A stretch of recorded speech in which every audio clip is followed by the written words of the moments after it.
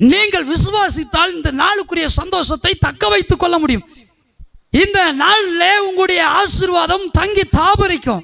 ஆனால் நமக்குள்ள பிசாசு நயவஞ்சா சொல்றதெல்லாம் என்னதுங்க? அவிசுவாசம்.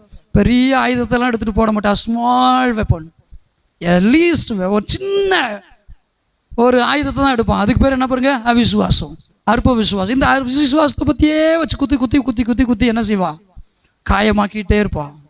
இந்த அவிசுவாசத்தை சொல்லியே உங்களை காயப்படுத்திக்கிட்டே இருப்பான். இந்த அவிசுவாசங்கிற இந்த முள்ளை வச்சே உங்களை குத்தி காயப்படுத்திக்கிட்டு இருப்பான். ஆனால் அவனுக்கு தெரியாது, இந்த முள்ளை வச்சு காயப்படுத்தும் போது நான் லீலி புஷ்பத்தை போல என் ஆண்டவருக்கும் என் கர்த்தருக்காக வாசனை கொடுக்கிறவளாக வாழ்வேன்.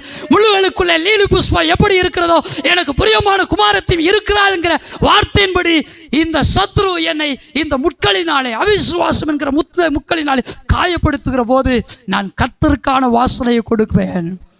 கர்த்தருக்கு உகந்த லீலி மலராக மலருவேன் என்பது தெரிவதில்லை. இதை புரிந்து கொண்டவர்கள் இந்த நாளை, இந்த முட்களினால் குற்றப்படுகிற நாளை, இந்த முட்களினால் காயப்படுத்தப்படுகிற நாளை சந்தோஷமாக எடுத்துக்கொள்கிறார்கள், கர்த்தருக்காக அர்ப்பணிக்கிறார்கள். அல்லேலூயா. அவிசுவாசத்திற்கு தயவு செய்து இடம் கொடாதீர்கள்.